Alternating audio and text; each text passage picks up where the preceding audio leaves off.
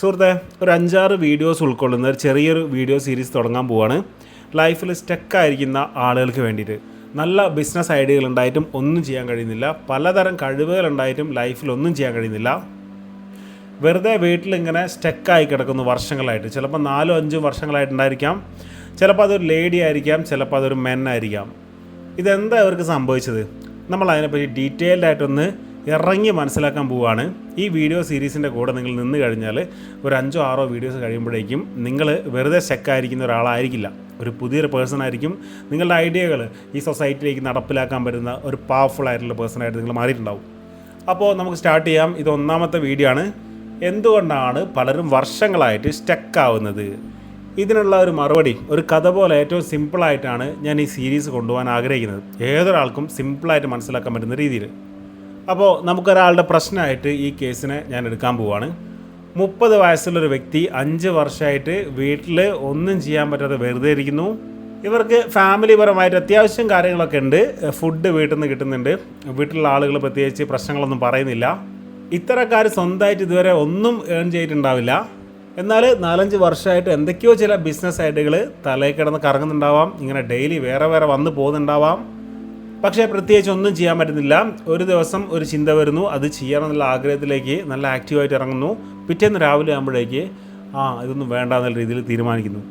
ഇങ്ങനെ ദിവസങ്ങൾ കഴിഞ്ഞു പോയിട്ടുള്ള കുറേ ആളുകൾ, ചിലപ്പോൾ 4-5 വർഷങ്ങൾ ഇതുപോലെ കഴിഞ്ഞു വരുന്നുണ്ടാവാം. ഇതെന്താ ഇങ്ങനെ സംഭവിക്കുന്നത് സുഹൃത്തെ? നമ്മളതിലേക്ക് ഇറങ്ങാൻ പോകണം ഡീറ്റെയിൽഡായിട്ട്. ഇതിൻ്റെ റീസൺ, ഇവർക്ക് വീട്ടിൽ നിന്ന് ഫുഡ് കിട്ടുന്നുണ്ട്, ഷെൽട്ടർ കിട്ടുന്നുണ്ട്, പ്രത്യേകിച്ച് പ്രശ്നങ്ങളൊന്നും പാരൻസിൻ്റെ സൈഡിൽ നിന്നൊന്നും ഇല്ല. ചിലപ്പോൾ വീട്ടിൽ നിന്ന് ആരെങ്കിലുമൊക്കെ എന്തെങ്കിലുമൊക്കെ പറയുന്നുണ്ടാവും. പക്ഷേ ഇവർക്ക് അവിടെ പല വാക്കുകളും പറഞ്ഞ് പിടിച്ചു നിൽക്കാനുള്ളൊരു കഴിവുണ്ടാവാം. അടുത്ത മാസത്തേക്ക് ഞാൻ ഇങ്ങനൊരു പ്ലാൻ ഉണ്ട്, അതിലേക്ക് ഇറങ്ങിക്കോളാം, 10 ദിവസം കഴിഞ്ഞാൽ ഞാൻ ഇതാണ് ഉദ്ദേശിക്കുന്നത്, അത് കഴിഞ്ഞാൽ റെഡിയാവും. ഇങ്ങനെയൊക്കെ പറഞ്ഞ് ഇവരിങ്ങനെ വർഷങ്ങൾ തള്ളി നീക്കുന്നുണ്ടാവാം. ഇതിൻ്റെ റീസൺ, അവർക്ക് അവരുടെ കംഫർട്ട് സോൺ ബ്രേക്ക് ചെയ്യേണ്ട ആവശ്യം വരുന്നില്ല. ഇവരുടെ ഒരു ദിവസം എങ്ങനെയായിരിക്കും പോകാമെന്നറിയോ? ഇവർ രാവിലെ എണീച്ചിട്ട് ഒരു ഇൻസ്റ്റാഗ്രാം, FB, യൂട്യൂബൊക്കെ നോക്കുന്ന സമയത്ത്, അല്ലെങ്കിൽ ഏതെങ്കിലും ചില സുഹൃത്തുക്കളുടെയൊക്കെ എന്തെങ്കിലും മെസ്സേജൊക്കെ വരുന്ന സമയത്ത് ഇവർക്കൊരു സ്പാർക്ക് വരും. ഈ ബിസിനസ് ഐഡിയ കുഴപ്പമില്ലല്ലോ, ഇതുപോലെ പഠിക്കാൻ ഇറങ്ങിയാൽ കുഴപ്പമില്ലല്ലോ, എൻ്റെ ഈ സുഹൃത്ത് അല്ലെങ്കിൽ ഞാൻ ഇപ്പോൾ കണ്ട ഈ ആൾ ഇങ്ങനൊരു കാര്യം ചെയ്യുന്നുണ്ട്, ഇതേപോലെ എനിക്കും ചെയ്യാലോ. ഒരു 4-5 മണിക്കൂർ ഈ തോട്ട് ഇയാളുണ്ടാവും. പക്ഷേ രാത്രി ആകുമ്പോഴേക്ക് അതിൻ്റെ ഇമ്പോർട്ടൻസ് കുറയും. പിറ്റേന്നാകുമ്പോഴേക്ക് ആ തോട്ടേ ഉണ്ടാവില്ല. പിറ്റേ ദിവസം ഇതേപോലെ തന്നെ ഇതിനേക്കാൾ ബെറ്റർ ആയിട്ടുള്ളൊരു ഐഡിയ വരുന്നു. അതിൻ്റെ അടുത്ത ദിവസം അതും മറന്നു പോകുന്നു, അല്ലെങ്കിൽ അതിനോടൊരു പേടി, ഇതിനേക്കാൾ ബെറ്ററായിട്ട് വേറെ എന്തെങ്കിലും ഉണ്ടാവില്ല ഇതിന് സംശയം. ഇതിങ്ങനെ കാലങ്ങളായിട്ട് നടന്നുകൊണ്ടിരിക്കുക. എന്നാൽ ഇത് ആലോചിക്കുമ്പോൾ ഇയാൾക്കൊരു സാറ്റിസ്ഫാക്ഷൻ, എനിക്ക് എന്തൊക്കെയോ കഴിവുണ്ട്, ഞാൻ ഇതിലും ബെറ്ററായിട്ടുള്ള ഇനിയും ചെയ്യും, മുന്നോട്ട് ചെയ്യുമെന്ന് വിചാരിച്ച് ഇങ്ങനെ ജീവിച്ച് പോവുക. പക്ഷേ എന്താ ഇതുവരെ ചെയ്തതെന്ന് ചോദിച്ചു കഴിഞ്ഞാൽ ഒന്നും ഇതുവരെ ചെയ്തിട്ടുണ്ടാവില്ല. ഇങ്ങനെ എത്ര ആളുകളുണ്ട് നമ്മുടെ സൊസൈറ്റിയിൽ എന്നറിയോ?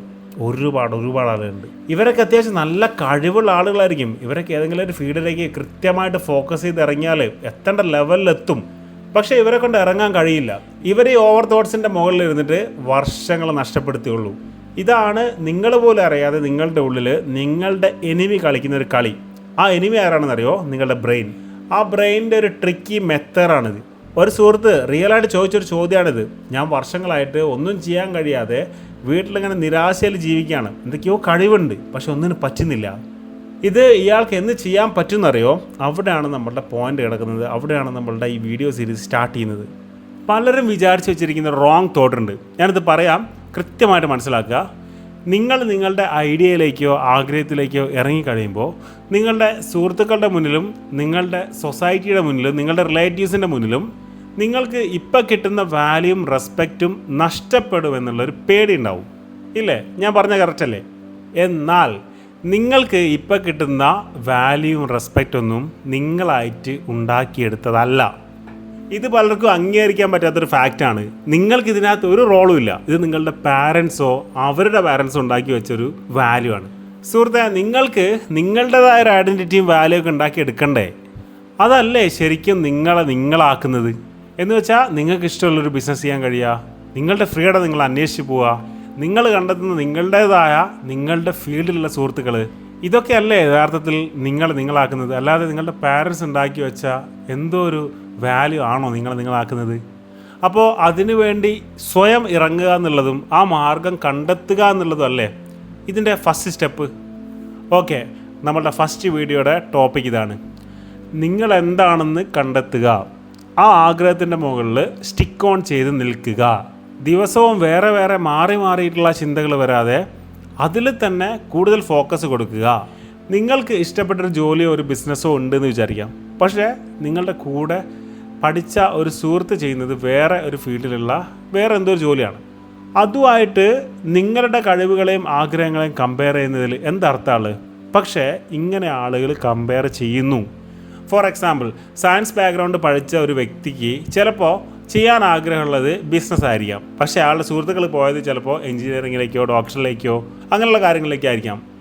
അപ്പോൾ ഇയാൾ സ്വയം കമ്പയർ ചെയ്യാൻ തുടങ്ങും. ഞാൻ ഇതിലേക്ക് ഇറങ്ങിയാൽ ശരിയാവുമോ? ഇവരൊക്കെ ഞാൻ ഫേസ് ചെയ്യുമ്പോൾ ഇവരെന്നോട് പറയില്ല, നീ എന്തിനാണ് ഇതിലേക്ക് ഇറങ്ങിയത്?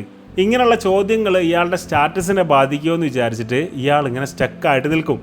ഇയാൾ പേടിക്കുന്നത് ചിലപ്പോൾ ഇയാളുടെ 1-2 ക്ലോസ് ആയിട്ടുള്ള ഫ്രണ്ട്സിനായിരിക്കും. പക്ഷേ ഇയാൾക്ക് നഷ്ടപ്പെടുന്നത് ഇയാളുടെ വ്യക്തിത്വത്തെ തന്നെയാണ്.